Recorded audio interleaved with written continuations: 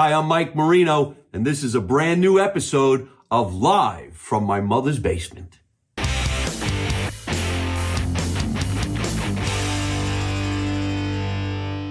Good evening, ladies and gentlemen, and welcome to another edition of Live from My Mother's Basement.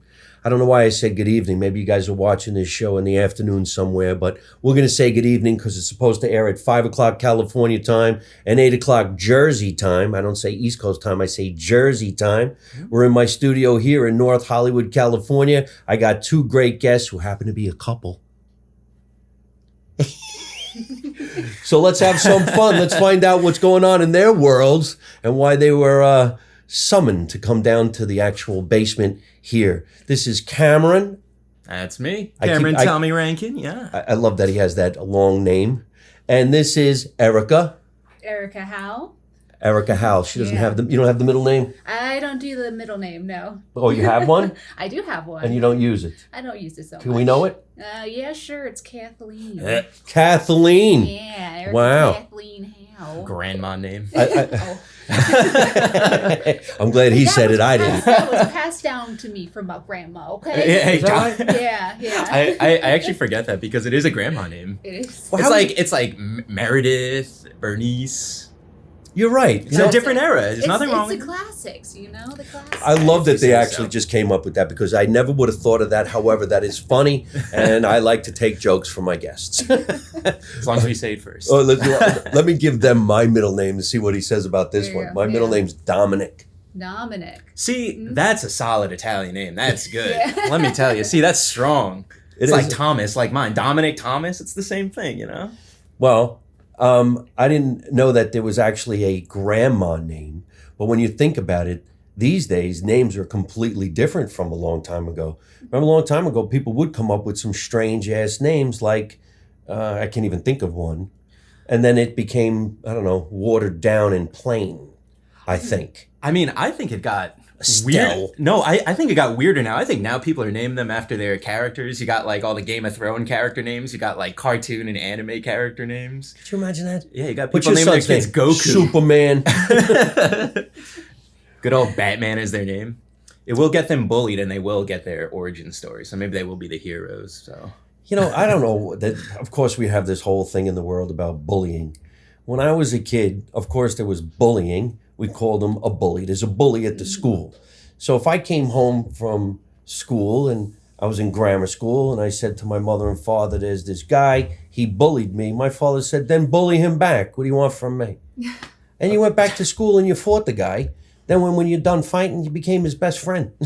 you know, I mean, I feel like that's a big difference between the West Coast and the East Coast.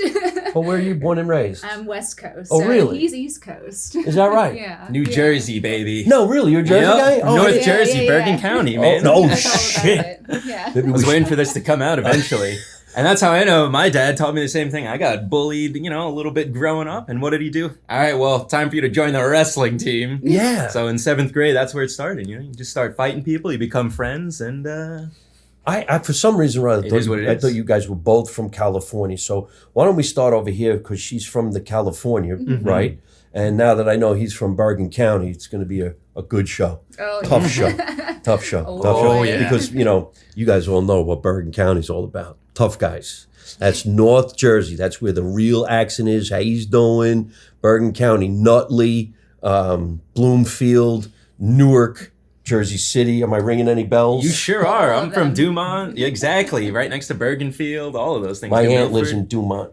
Oh, really? Never really Wow. considered Dumont tough. Listen, Dumont's very suburban. Like everybody's like, hey, let's just go to school and have popcorn. listen, I don't know. Our wrestling team was pretty tough when I was there, all right? We were pretty macho guys, man. There's high schools in New Jersey that wrestling teams are just deadly. I would say Deadly. so. I didn't wrestle. I was in marching band. Hey, man, gotta have our cheerleaders, it's important. My marching band in my high school was 600 people. It was gigantic, Oh, yeah. and Whoa. it was famous. It was a Wow. famous school. So let's go over to Erica. Yeah. Born and raised California, where? Yeah, Fresno, California. Fresno. A lot of people know it because they just go through it to get to Yosemite. Yeah. Really? Yeah. See, that I didn't know. Here's what I know about Fresno. Wolfman Jack. Mm. Is that before your times? I think it might be before. Okay, Wolfman think Jack so. was a radio personality. This is the Wolfman coming to you live from Fresno. That's the okay. 50s. Yeah. And I only knew that because we could listen to it from time to time in New Jersey somehow, but he was famous for California, the Wolfman Jack show. And he always talked about, and is there a Merced? Yeah, there's Merced near there, and then there's Clovis right by. Yeah. There was these other towns he used to mention, and that's where the show was. Mm-hmm. See, a lot of people who actually might be watching my show, I can't really say that for sure, but I always thought I came to California to pursue my career in the entertainment business. I didn't. I came to Los Angeles. Mm-hmm. To me, this is not California. Fresno's California. Yeah. San Francisco, San Diego, Sacramento. That's the real California. Ventura. Yeah. This is... Yeah, Fresno is a very different area from Los Angeles. It's like there and like the whole Central Valley. So the whole Central Valley actually produces like a ton of the fruit and vegetables that you get inside of the grocery stores and even canned and everything. We send it all over the world, all across the U.S. Huge agriculture over there. Yeah. And like completely, you just go over the mountains and you're a whole different land. It's Isn't definitely a different world Yeah. out there. Mhm. Isn't that called the Grapevine when you headed Yeah, out the that way? Grapevine. Yep. The Grapevine, is that the 5 freeway? Yeah, going up the 5. Yep. Yeah, that's the infamous place that destroys cars because it's too 241. hot and in the middle of nowhere. Yeah. I've had to pick Erica up once there because her car died. It's a whole tundra. To get to the Central Valley, you have to go through a lot. It's a journey. Yeah, isn't it because it's a giant like uphill kind of thing and it like It's messes uphill, with all the but- cars heating and all of that? So during the summer, you have to worry about overheating, and during the winter, you have to worry about random snowstorms. So, and we got cars stuck in both of them. I know of the 5, of course, because I would go up to Sacramento to perform, and you drive out there from Yeah. Los Angeles, and you go to that one area that I thought was called the Grapevine. I think you see the Lake Castaic. Yeah. If I said that wrong, how do you say it? Castaic. Yeah, I was like, there's one more Yeah, yeah. syllable. You had one less syllable. Yeah. I said it Jersey style. Lake Castaic. Hey, steak. It's Castaic. It's steak. It's beautiful. Yeah. It's beautiful, and it's like in the middle of nowhere. And then you see like a gas station, and then that's it.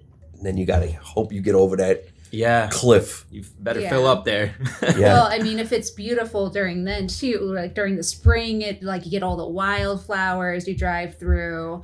And then during the winter, when you do get some of those little snow flurries, like the whole hillsides are all covered in snow. But you just go up and around corners and it'll be completely different, like biomes almost. You'll Yeah. have like snow over here, and then you'll have like grassy green, like Yeah. surfaces over there. It's very beautiful. It's a beautiful drive. It's gorgeous. Yeah. Yeah. You know, especially when you're leveling out, because climbing is petrifying, and then coming the other way when you're going down. You're just Yeah. cruising. Yes. Yeah. So you just ride in your brake, please, Lord. Yeah, seriously. Please, and you're Lord. also like, please, Lord, let that truck behind me also be paying attention and not playing on his phone. Make sure your car is in good shape if you go on this trip. They actually, I've seen these, it's like an exit that says runaway truck ramp. Oh, quite a few of those. Right. And it, Yeah, it yeah. like goes down and then it goes up a like sandbank or something like that. Yeah, so you can crash into a dusty surface. Yeah. Gravel. Yeah, so Could you lose imagine? inertia. I don't know. I always have the Yeah. intrusive thoughts. I'd be like, oh man, it would be so fun to just kind of speed up, just kind of launch up. Yeah. it. Good luck on that's- that gravel road. Make a It would be movie. the end of the car, but Yeah. I have those intrusive boy thoughts. Make sure you film this. So growing up in Holding on to Fresno, California, I never would think that those areas spawn entertainers. Am I wrong? Actually, I mean, I've met a few different people on the different sets from Fresno around here. The high school that I went to, Roosevelt School of the Arts, shout out to RSA. It is a huge theatrical magnet. We had the biggest theatrical program in the Central Valley. A lot of people would drive to us. We put on big main stage shows and all that. So there are some quite a few people that would start there and then move over here. So okay, all right. So we're close enough, and it wasn't really too bad of a drive. It was like 3.5 hours to get to LA. So if I had any auditions or anything that I wanted to check out, it was just a hop over the grapevine to kind of check out the area. So yeah, a hop over 6.5 hour round trip. Okay, whatever you say, buddy. When you try Pretty far, isn't it? Okay, buddy. when you're trying to do the dream thing, it's not that far. Yes. Yeah. The dream, the showbiz dream. The dream. So you've been wanting to be an actress like your whole life? Grammar school, high school. Actually, growing up, I always wanted to be a lot of different things. I wanted to be a teacher. I wanted to be a police officer, a firefighter. I wanted to be a chef, which I kind of followed more through at the end of high school and into college. And then I realized, and I was also singing and dancing and performing in between all of these. And I was just like, I could be everything if I'm an actor. Just part-time for every little job. I get to explore these different areas. And just of course, it would be a perfect job for me because I want to do all these things. Play the role of a cook. Play the role of a Jersey girl. That's it. And so, but in college, I was thinking, so I did a lot of theatrical things in high school and performing and stuff. And then I kind of wanted to step away a little bit and really explore the culinary world. And so I actually got my degree in food science and culinary arts and was trained by a master pastry chef. And I was a pastry chef for about 5 years in a local bakery. I got to travel all over the U.S. with my program. I got to go to the U.K. and go to Germany. I worked a bit in a canning factory in Alaska. Oh, wait a minute. Yeah. That's right. I read about that. Because I spend a lot of time in... Do you guys hear that? I think there's a shooting. Is that your mom shooting outside? Yeah. Classic. I wish my mother would be out there shooting pheasants so we could eat. Yeah. I get to go to Alaska every once in a while because I entertain on cruise ships. Oh, cool. Cool, fun. And one time, many times, you go to these areas that are kind of like, where are all the people? Where did everybody go? And you see the canneries. Mm-hmm. Yep. I don't know, is it catch a can and stuff like this? Is that where you're talking? Yeah, so I worked in a little tiny area called Neck. And I only worked there for a summer. It was part of my internship program. It was one of the only paid internships for my program. So I went to Alaska. And when the canning factories weren't running, it was a town of maybe 10, 15 people. Mm-hmm. We had a library. We had a little snack bar, little a convenience store. And we did have a theater. We had a movie theater. It was a little trailer. While we're recording, somebody's bringing a refrigerator into the building, going up the stairs, because that's what that sounds like. I think it's their second refrigerator. Sounds like we're getting shot at, but we're not. We're safe. We can go to a commercial break right now, but we don't have. I think we'll just act this one through. All right.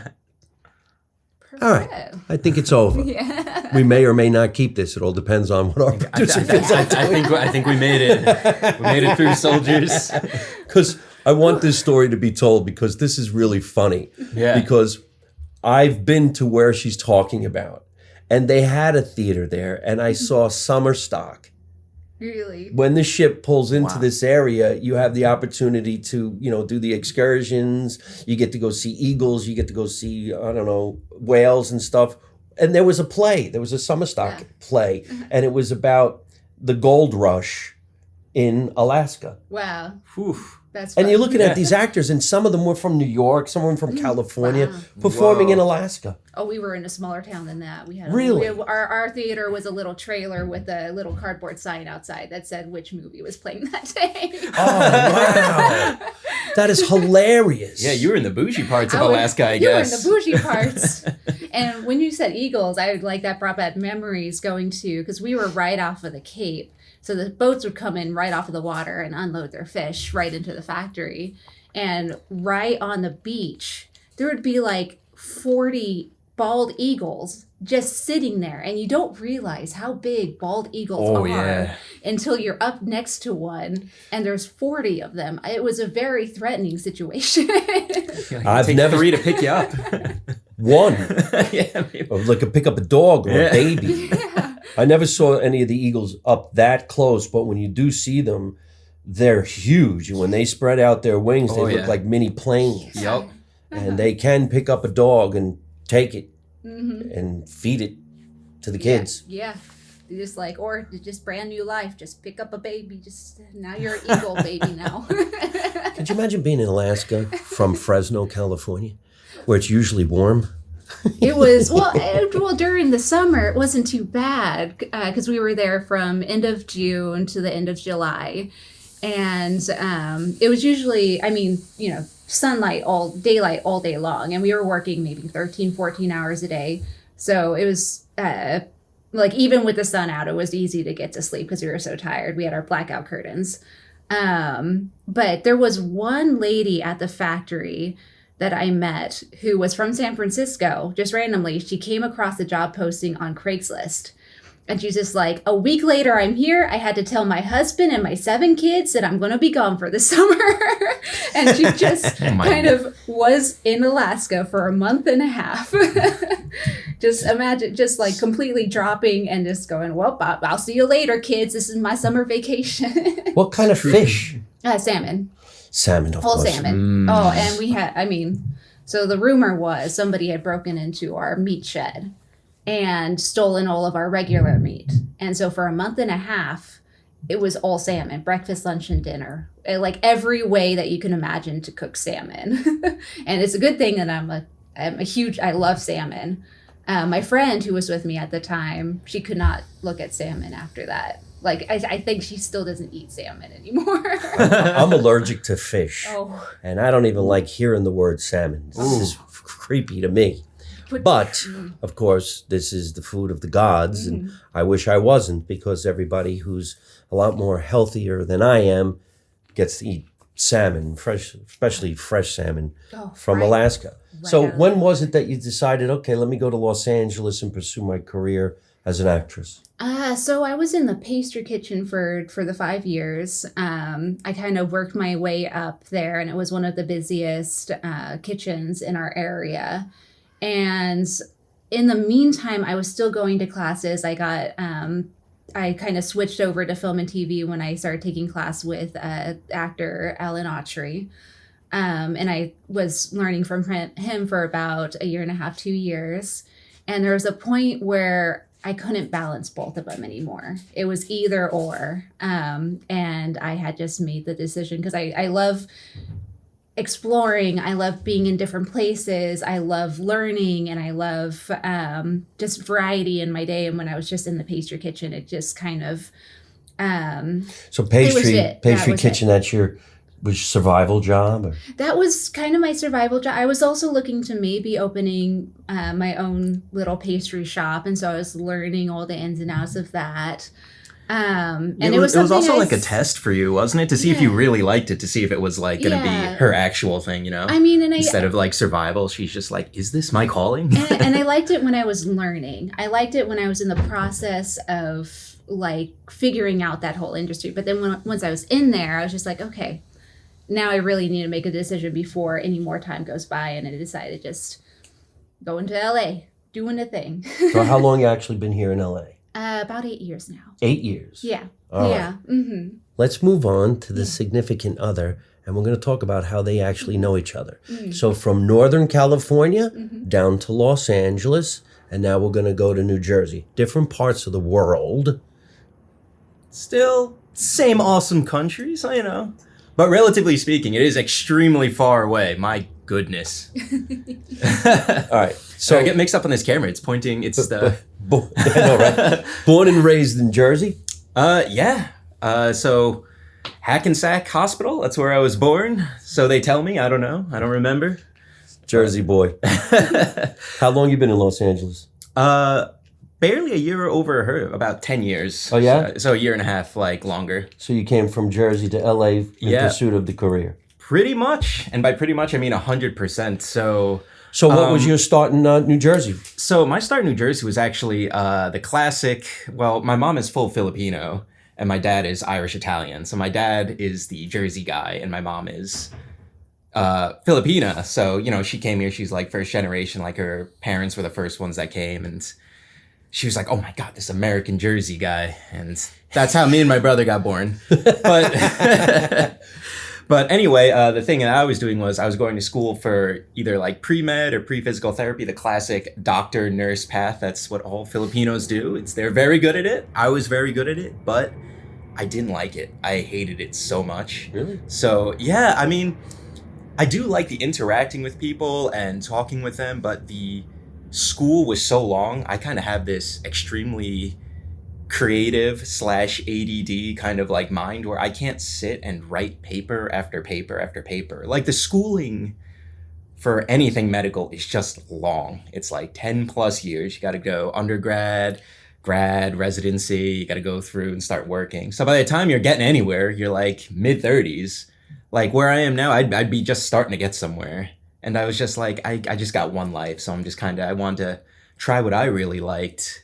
So after going to school for a couple of years for undergrad, I actually dropped out despite having a scholarship and everything because I just didn't like it anymore.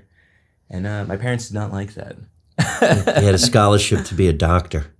He said, nah, I mean actor. Honestly, His mom's like, they were certainly pulling their hair. And actually, I got in quite a few kind of like shouting fistfights with my friends in college at East Stroudsburg. I don't know if you know about that one. It's in the Pocono Mountains in Pennsylvania. No, I don't. So it's in Pennsylvania in the Pocono Mountains. It's like a pretty big like pre-med, pre-physical therapy college. And a lot of people were struggling to get like the scholarships that I was like on. And I was just like, yeah, I'm just going to drop out. And like I had kind of a fist fight with my roommate because he was pissed because he really wanted that scholarship. And I felt bad because, you know, I don't pick who gets a scholarship. I just wrote a good essay and got a nice scholarship, grades and all of that stuff. But I was just like, I don't like this. And I don't think they should pay. I almost felt like I was stealing it. I just didn't like it.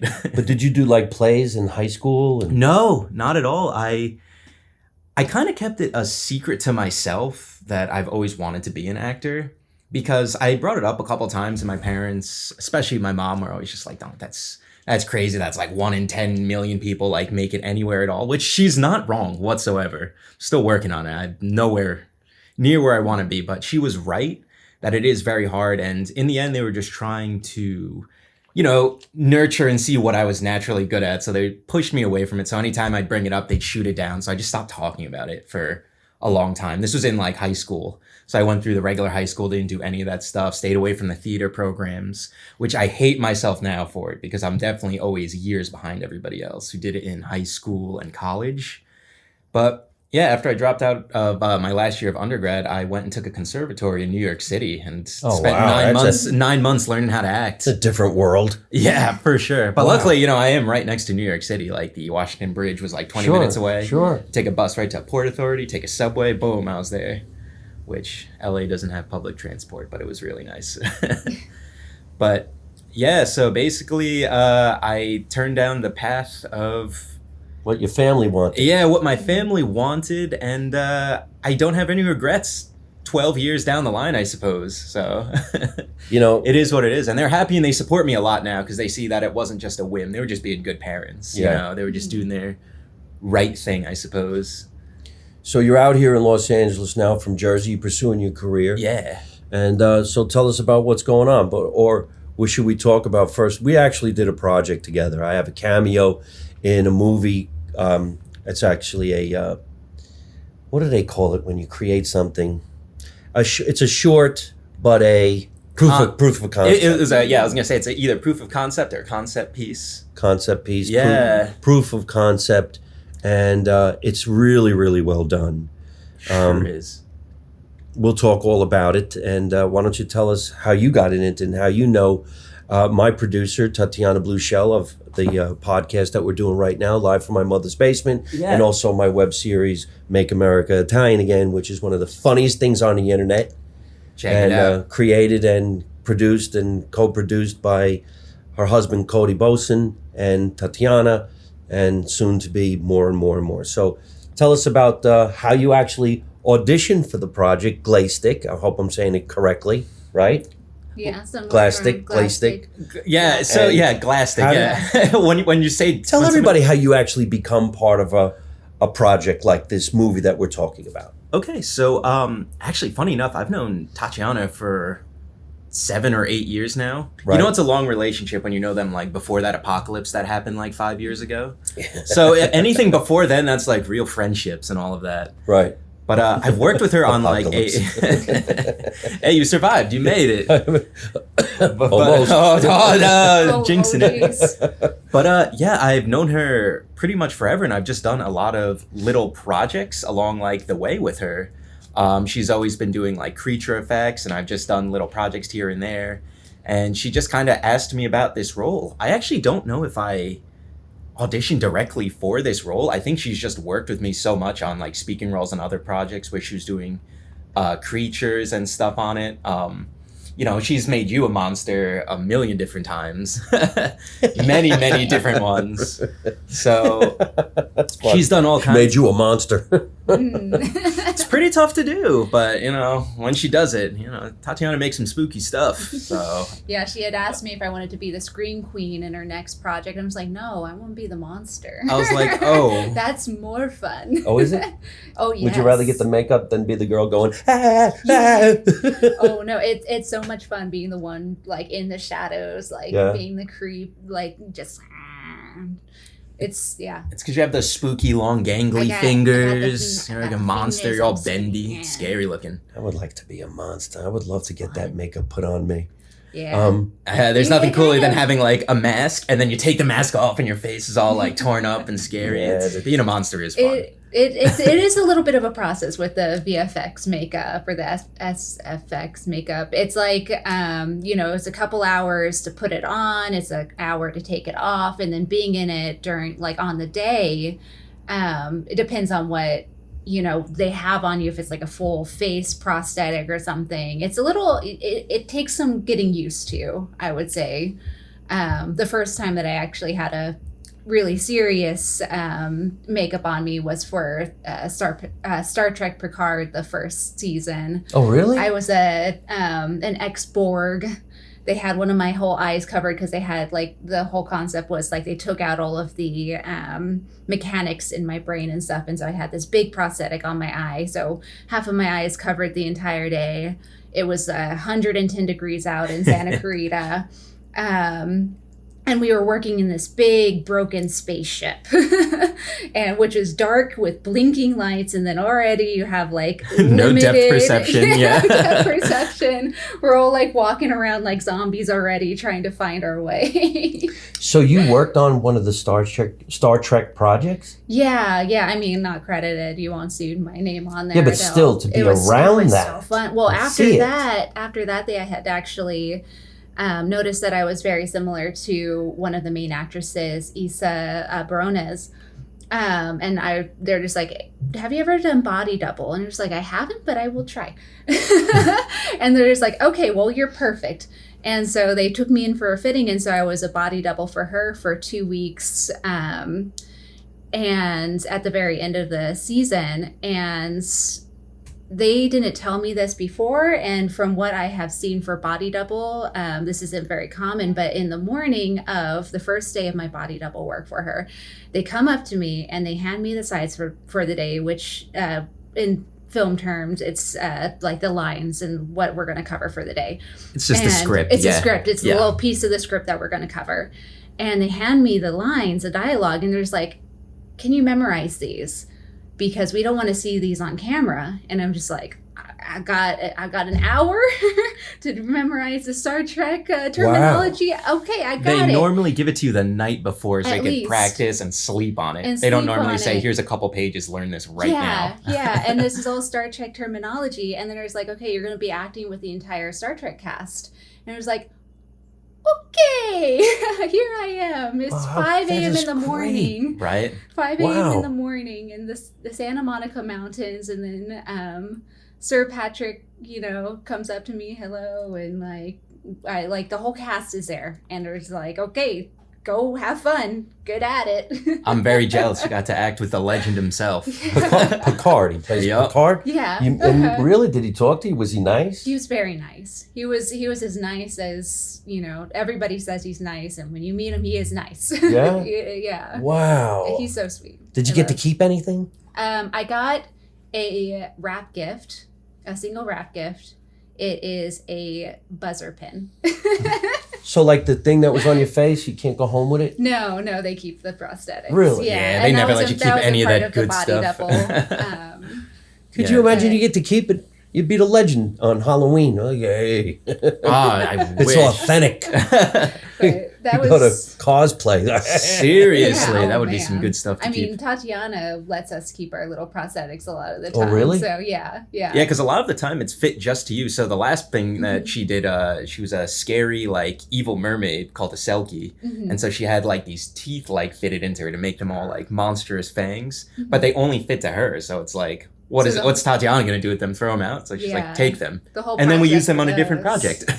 Yeah, the whole process for those, she took my whole like dental measurements and everything and did the whole, if anybody had braces, puts like the pink gum in your mouth and it hardens and then like you take it out. And Yeah, the teeth molds. The teeth mold. There you go. Yeah. So it's all molded to They never made me a creature. This is not right. Tatiana. I want to be a creature. I want to have fangs. Just tell her. She would love to. I want you to pour goop all over me. I want the blood, the guts, the gore. All right, so let's do this. Tell us about the movie Glaystick, who you play, and what it's all about. And don't tell them the ending, but tell them a bit. All right. So, I'm in it too. I'm in it. he is in it too. So basically, without too many spoilers, it's about a roommate and his girlfriend, which I'm not either of those. I'm the friend of the roommate and his girlfriend, and I'm kind of bumming on their couch. He's but the third wheeler. I'm the third wheeler, but at the same time, we kind of have that bro relationship where kind of the girl is the third wheeler. I'm just gonna be honest with you. But basically, we go on a little trip and we do the thing that you're not supposed to do. You go into the back country and you meet a guy like this who's a nice ranger who says, "Hey, don't go up there. It's haunted. It's just don't do it." And we go, "Yeah, okay." And we go up there and something terrible happens. And I hope I make it, but who knows? But yeah, so basically I'm the annoying couch crashing misogynist, which is hopefully very far from who I am in real life, right, Erica? Yeah. What? Thank you for not hesitating. He's the fun-loving, careless, whatever guy in the project. I'm not going to tell you what happens to him Yup. or to the other people. You could kind of just watch it because we're going to show you at the end of the podcast how you can. Yeah. And I happen to play the ranger that warns them. And I was to not go where they were going because something bad will happen. And I enjoyed that because I got to look in the window of the car and go, "Where you kids going?" You stay on federal land, under 3,000 feet. Up the mountains, private property. That's what the kids call the devil's backbone.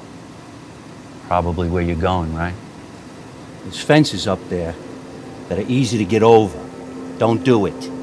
In the woods, you hear noises. Not animals. Something else. He definitely put the fear. He definitely put the fear in us. Like if this happened in real life, I think I would tell my friend, "Hey, maybe we shouldn't. Yeah. Maybe we shouldn't do this." Can I tell him about that actual scene that we filmed? Because Sure. I thought it was fascinating. So Please. we filmed that in a garage. Well, so this is Hollywood magic. So we filmed it in two parts. One was actually outside for the car driving away, but the bulk of it, we were in a garage in Santa Clarita in the middle of the summer. Again. With everything, it's always in Sweating. Santa Clarita. It was insanely hot. So we were in a garage. It was closed. The car was on, and it had like the temperature rating, and it said 116 degrees. And we're sitting in the car trying to pretend it's a nice, cool summer night. I'm sitting there. We all have, you can't see it. It's right off camera. We all have towels and napkins, and every second we're like wiping all the sweat off our faces. We're sweating so bad. And we're trying to keep it cool and act during all of this, because what you can do is you can film in a garage and get the lighting just right and make it nice and spooky. But when you're filming that stuff, you got to have the sound really good. and quiet. So that means there was no air conditioning, no fans, no nothing. So we're in a steaming car in a steaming hot garage in the hottest part of like California, trying to not sweat, trying to just suck it back in and act. And that was actually quite the test of acting for everybody, to keep cool heads when literally it was 117 in an oven. I have to interject here. This is where you're doing a scene and you hope your fellow actors get it right the first time. Yes. Please know your lines. And we did. None of us messed up our lines at all. But they say in Hollywood you always do two, always one for safety, because you never know. The safety. Yeah, so that's just in case, if everything seems perfect, shoot it again anyway, just because. Because there could be like the tiniest thing, and like you're like, we only filmed this once, and actually he was like looking on the ground, or he had a booger in his nose or something like that. So you always film it twice. So nailing it in two, it's perfect. You know what's really enjoyable is to listen to him explain what filmmaking is like, because people who are not in the industry probably would never even think that we're in a garage. Exactly. Well, that's what I was saying. It was fascinating that you can film it in two ways. So the camera's pointing into the car, and it looks like we're outside because it's dark, and you have like a light above that looks like a street light, and you have like other lights in the distance to make it look like there's lights in the distance, like you're on an open road, and then you're just not. You're in a garage.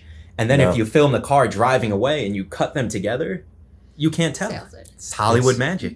It's actually really cool to see the behind the scenes of making any movie, or actually this, because I remember when they called me and said, yeah, we're going to shoot your scene on this particular day. And I'm like, oh, wow, where are we going? On the 5? We're going to like Class Steak or something like that. How about Fresno? There's a lot of room up there. Yeah. Oh, no, we're going to film in the garage. You like the garage? It's supposed to be 112 that day. You sure? Daytime? When we're in this particular garage, ladies and gentlemen, so that you know, the car is, of course, in the position, and everything around it is fake. It's faked. So the red lights of a car coming by is probably just somebody holding a red light going like that. It's literally that. You just have a light on a stick and you go by. And the human eye, you're just like, yeah, that's a car going by. However, you hope that the actors get it all right. The camera crew and everybody shooting gets it right. Fast forward, the most difficult thing is the person who creates this creature, because the creature itself has to be believable and so well created, and she did it. So yes. Tatiana, producer of this podcast, creates some of the creepiest, ugliest, nastiest creatures, and so well done. And they do it days before the filming ever takes place. Oh yeah. And then you get on set and you could see it kind of waiting. And how they put it on. It's like your evil bat. It's like your evil bat suit in your in Tatiana's bat cave. You're like, oh, that's my evil monster suit that's gonna get glued onto me. It's interesting to see, like, the injuries and stuff. Just kind of like if you have like a gash on your arm, it's just kind of sitting on the table on a piece of paper, just kind of waiting for you. And I'm gonna keep. I'll keep it without any spoilers. But my favorite part is I took a particular limb of mine and I got it molded, and to see my own personal limb on a table. Very interesting stuff, that's just part of the thing. I'm like, oh, that's for later. That's my limb. That's my exact copied limb of mine. Well, that's that project. And of course, you worked on the other project called Selkie. Yup. And tell us about that. Yeah, so as I said, she offered to make me the scream queen for this, but it's like, no, it's my turn to kill Cam. I may die a lot. I might be the scream queen in most of these, to be honest. I do a lot of screaming, I like to kill him myself. Who killed Cam? It's a new story. Which one? Which one this time? Who's doing it today? On the line? So what creature did she put on you? What was it called? So it's called a Selkie, which is basically, it's a mermaid, but it's more based on kind of seal aesthetics. It's like, the animal version of her is a seal that turns into a person. And it's very European. Not a lot of people over in the U.S. know about Selkies. I was very excited when I heard about it because I was following a comic for years and years in college, and one of the things that she loved to turn her characters into were Selkies. So I knew what a Selkie was when I first started. What exactly is a Selkie? A mermaid? It's a mermaid, but she turns into a seal. Oh, okay. It's a seal mermaid. Yeah, so instead of being like a half beautiful like fish, you're a yeah. half the seal. Seal, yeah. So instead of being bright colors and everything, you're gray. And instead of finding like forks and other, doohickeys, you're eating people. Yeah. It's a little different than a Little Mermaid. But seals are so cute, though. And that the fact that she was able to make me so scary from seal form is lovely. Yeah. So how many hours does it take for them to put all this stuff on you? Let's see. So the process for that one was, I want to say it was about an hour and a half to do complete makeup. Yeah. Yeah. And it was mostly... Isn't it hard to sit still for an hour and a half and let somebody poke you?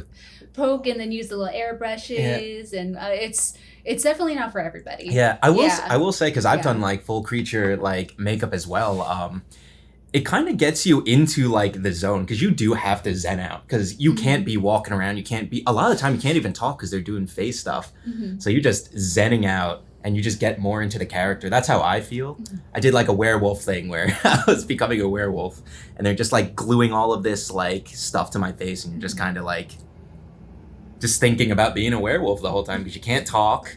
You can't put stuff in your ears. Meditative You're just, for like 2 or 3 hours. Right in the middle of put on the last bit. I gotta pee. I gotta pee. Can I pee? Oh my God. They always say, what do you do? Pee first, minimal water. Right? Yeah. That's kind of the rules. Eat first too. Like you can't really eat when most of like the time like your stuff is going on. And sometimes, the makeup process is like, 5 a.m. in the morning. Luckily, we weren't doing it at 5 a.m. in the morning. Yeah. But I think we came in right after lunch or something like that. But yeah, you just have to be very still for a long time. So after you got all this makeup put on, then there's a costume as well, right? Not so much for my character. No? Not for the Selkie.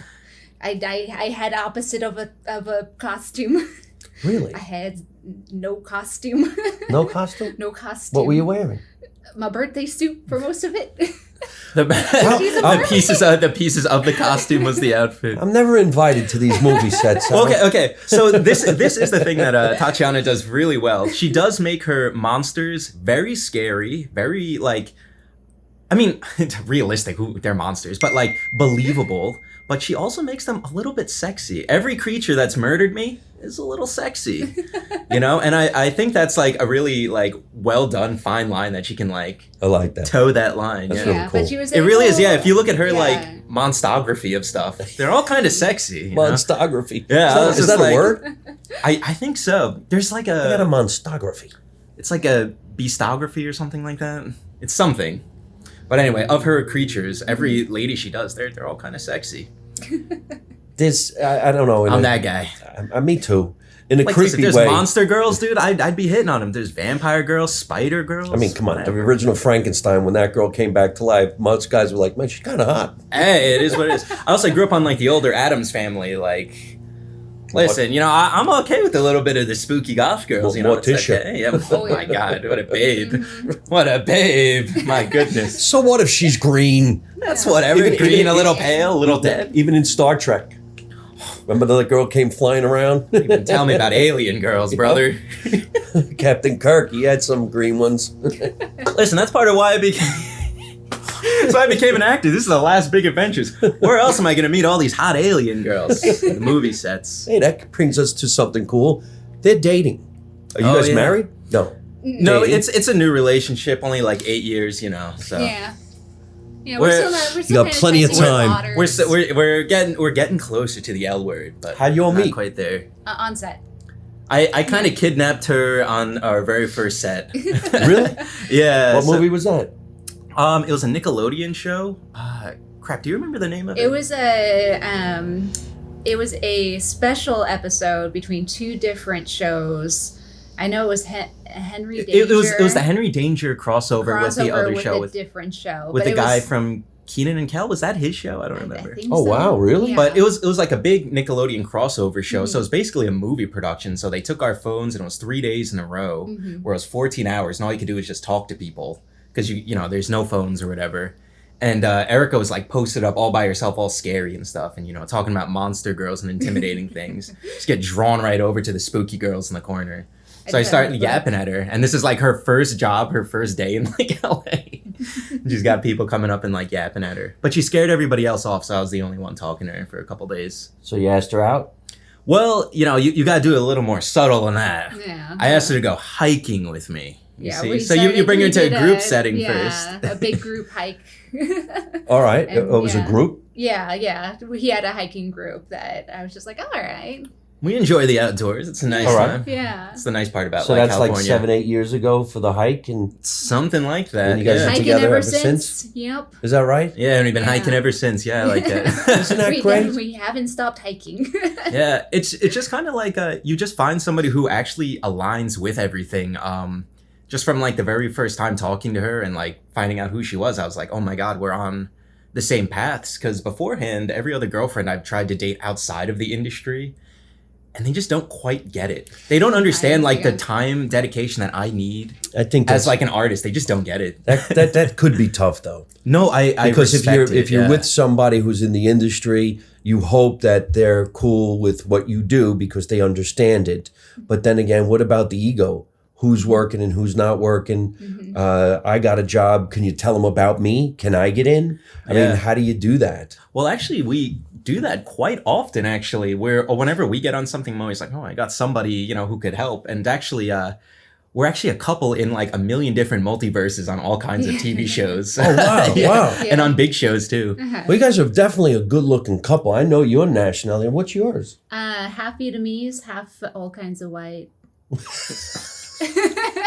All kinds of Vietnamese and white. some colonizers I and all that. I Yeah. got some Irish in there, German, probably a little Scottish. I haven't done a DNA Maybe test. British, but- who knows? Wow, Yeah. wow, that's really cool. Yeah. But- Yeah. Yeah, and I think people like us a lot too because of that, because we're both ambiguous and we're both like the same height. You know, like when a lot of couples, like I guess the standard is the guy's always taller than the girl. So I think us being ambiguous and like the same height, we just kind of fit into a lot of like, oh, the director's like, we need like a couple. I don't know what we're looking for. Just find a good looking couple that we can put in there. So This is such a multicultural family. So what is the food that you would prepare for your family now? Because you're a chef and pastry chef, right? Yeah. What is the food? 'Cause I'm so Italian. I know macaroni and meatballs. That's it. Oh, Well, I have God, a love it. very adventurous palate. Like, I want to try everything at least once. One of our first, like, when we first started dating, like a few months after, I knew that, you know, we were going to get along well because he's just like, hey, you want to go to the Philippines with me and my family? I was like, yeah, sure. Yeah, that was definitely less than a year. And, yeah. And I was like, yeah, you want to go on like a 2.5 week excursion to the Philippines? yeah. Your parents I probably do. thought you're probably your family's probably like, oh, she's gone. She's Yeah, I gone. haven't, like, I think luckily I met your parents once before that. Yeah. But and then they knew that I was good for them because when I went to the Philippines, one of the first dishes that I had was the grilled fish with garlic rice and egg on top for my breakfast. And they're just like, what? And this is like the thing that I ordered at the little airport. Yeah, I think that kind of Um, breakfast would scare most American girls, like having like it was it's a little stinky like fish It's very over some stinky. right. It's I don't even like it that much. She's more Filipino than me. I go for like the bacon kind of like options that they have there. But I would she- go for the like, bacon. Yeah, absolutely. See, you get it. But yeah, she went and she was like deep in the culture like that, eating all the Like, fish, eating all the weird everything. stuff. Yeah, she'll Yeah. eat whatever. Mm-hmm. She's a monster like that. But I kind of cook a little bit of everything at home. One of the dishes that he usually requests on special occasions is the Vietnamese sweet pork and egg stew, which is like marinated pork belly and like fish sauce, and like it has a little bit of sugar in there, lots of onions, and then you throw the egg in there and you let it boil for a while, and everything gets like soaked in all those flavors. It's and you put so it over good. rice. Oh. It's basically It's like so sweet. good. It's like So bad sweet for you, meat so and good. eggs over rice. It's fantastic. Wow. Yeah. But I don't know, I'm such yeah. a meat and potatoes guy, or I think you would like Spaghetti this. and I wish meatballs. we knew. We would have brought some. And we should have you try some well, interesting we're gonna dishes. have to do part 2 because Yeah, you know you get a chef on the show, you got to do a chef show. Absolutely. We'll do a back by popular demand show, and then we'll just eat. No fish though, because I can't do that. But Understandable. I'm sure there's other stuff that you can make. Now, how about this pastry? The Yes, I was gonna pastry, say, talk about the yeah. panna cotta. So we actually have a family reunion that we do every year in New Jersey, down in LBI. I'm sure you've gone Yes. at least once. Well, everybody knows Long Beach Island, New Jersey. Beautiful. Oh, So we fun. love. Yeah, we go there every year. So our whole family, we rent a big house. We just hang out for a week. So she's been coming to them, and so she makes panna cotta for everybody, and it's like one of like the big hit items there that she makes for everybody, along with her jambalaya. But yeah, my mom is very excited for your panna cotta. Yeah. She makes everything from scratch too. Yeah. Yeah, well, the nice thing about panna cotta is it's really easy for a lot of people. And you can make it a little bit like lower fat too if you wanted to, with like a lower fat milk and everything. And like if you have any gluten allergies, there's no gluten in there. So it's really kind of an easy dessert for everybody, and you can make it so many different flavors. I think the one that they like most is my like coffee panna cotta, or like with the fresh berries on top with the vanilla base. It's so good, and it is. Yeah, it is. It is not easy. I to, want it like, right now with a nice cappuccino. Oh, it's so good. See that? And it's good for hot days too, because it's refrigerated, and it's a little lighter than ice cream, I would say. Nice for after you Yeah, get it's like off the almost like beach. Jello. Yeah, oh, it's so good. Yeah, You yeah. wake up, have it, go to the beach, come back, have it a little bit more. Let us take a moment now to ask a California girl Okay. what she thinks of the Jersey Shore. Oh, it's a lot different than our shores. So the Jersey Shore, like the waters are so warm, and the beaches are a lot cleaner than over here, especially right now. Mhm. But yeah, no, I love it over there. I've been there 5 times for different summer vacations, and whole different vibe than the West Coast. Long Beach Island, New Jersey is like really far down south. It's almost some of the last beach areas before you fall off the state. Yeah, pretty much. But that's Beach Haven, and it's not where they shoot the Jersey Shore show, Seaside. This is one of the most beautiful places on the Jersey Shore. And they have, I think it's the oldest theater in the state of New Jersey. It's called the Surflight Theater. They have summer stock there. And every August on a Sunday night, yours truly, Mike Marino, plays the Surflight Theater. It's the oldest theater in the state of New Jersey. Oh, And I play there actually every know- year. It's the best. I know about that. I didn't realize that was the oldest theater. Yeah. I have to look up. It almost was gone. Shoot. It got to the point where they're like, you know what, just knock it down. Dang. Wow. And somebody came in there and saved it. And then, of course, they Nice. had that superstorm Sandy, Yeah. which knocked out pretty much the whole peninsula, but it That was made it. That was insane. That was It a rough made it. time. It's nice to know you liked it. Yeah. Or you like yeah. it. Well, see, and especially because I'm growing up on Northern California specifically, a lot of people, when they look at California, when they think of California, they think of the beaches and like bright sunny days and everything. But in Northern California, it's very different. It's the beach sides are rocky.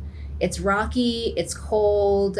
Most of the time it's overcast. You got that marine layer on there. And like very rare days, you have like the nice bright sunny days up in Northern California. So I was used to those beaches, you know, and then just going over to LBI, it was a whole different. I was like, oh, this is what, like when I see Summer is. pictures, when I see pictures of like beaches, like this is more kind of the idea rather than our rocky cold overcast. I was kind of Yeah. disappointed when I first came here like 10 years ago or whatever. And I was like, these beaches kind of suck. I went to Venice Beach. I'm like, this is it? That's kind of how It's I so went. cold, nobody's in the water. Okay, first, I think that's the biggest thing Yeah. that pisses me off is Yeah. I like going in the water, and if you swim here, so the water's like cold. poisonous here all the time. It says like, don't go in. There's E. coli today. Don't go in. I'm like, that's There's disgusting. a lot of And then they're like, runoff okay, right today's now. good. There's not as much poop in the water. I'm like, I'm not going in this water.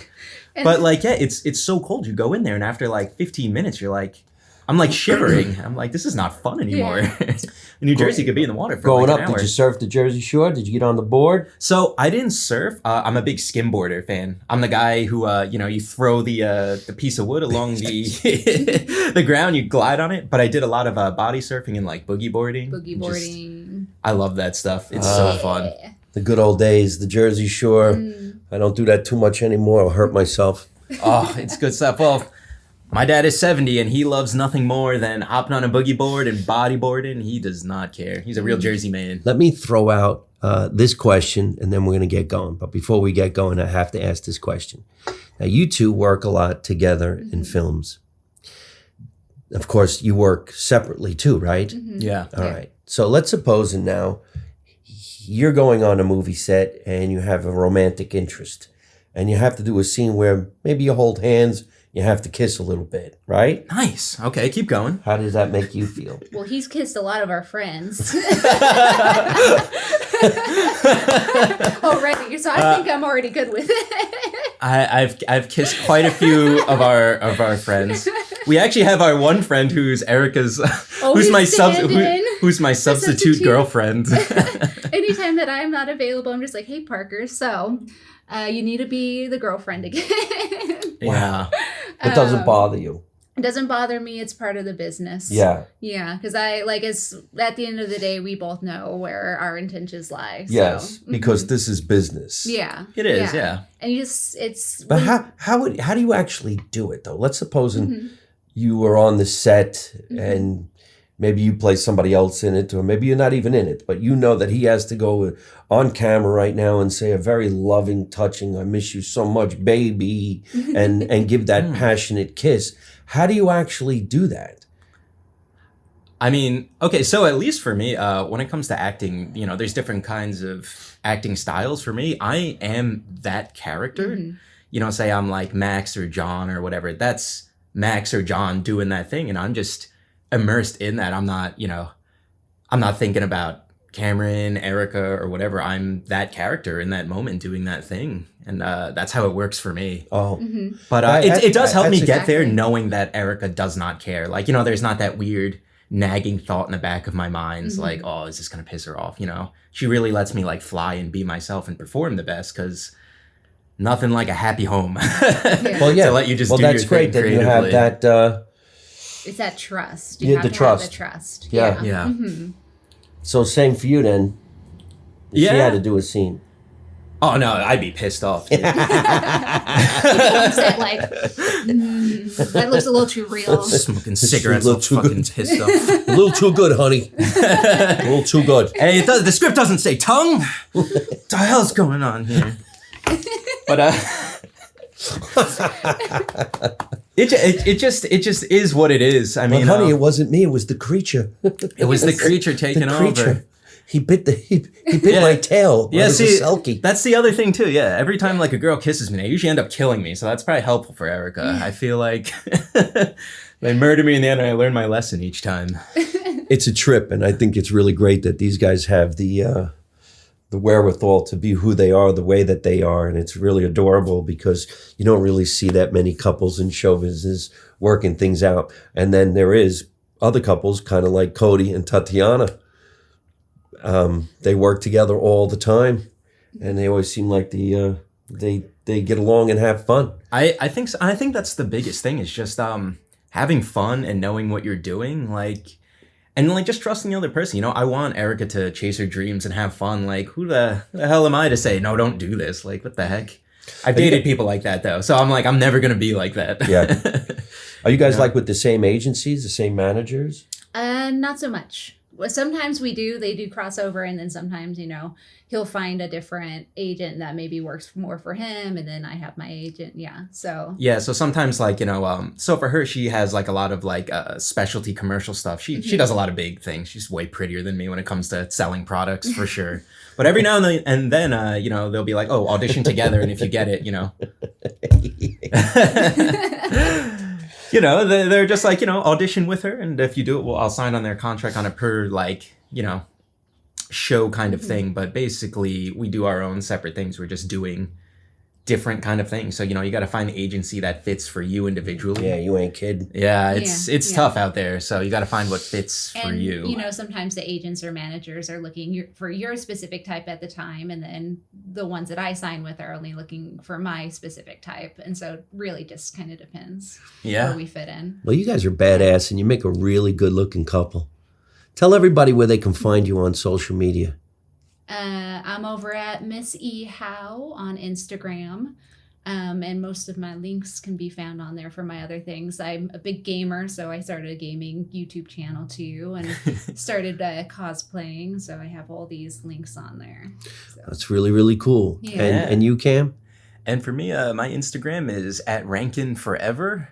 And we also have a sketch channel that's pretty funny called Friend Force Official. So you should check that out. We got some funny skits on there if you want to get some laughs in. I wouldn't mind doing a sketch. You know what? I actually was thinking about sketches with you. So stay tuned for Involve that. me. I will. I will get you involved. You might regret it, but it's going to be fun. No. I would love to do sketch. It's actually a difficult art form. You got to really either have it or you can forget it. But as long as you're working it out, you can achieve that goal. Yeah. I mean, a lot of it is just trusting that like the script is funny and that you're funny. Like timing is so hard for comedy stuff. You know, it's very hard to teach people like delay the punchline like a half a second. Like are you funny or you're not? You know, Timing. It's all That's about what they the say. timing. The funniest thing about a joke is the Delivery. Timing. Timing. And it's time. It's time we get going because we've been chatting for a really long time. Oh, crap. We're going to do a big shout out to our producer, Tatiana Blueshell. Thank you so much for always making sure we have a great set of guests come down to the podcast, and it's produced and put out perfectly, exclusively on my YouTube channel, which is Mike Marino, live on YouTube every Tuesday night at 8 o'clock Jersey time. We're also on Spotify, and you can also listen to us on Italian American Radio in New York City. We got to get going. I want to thank my guests for coming down the basement. Remember, let's make America Italian again. You know the motto. You don't know nothing, you don't see nothing, you don't say nothing. And how do I end every single one of my podcasts? By saying the same thing along with my guests. Don't take no shit from nobody. Close enough.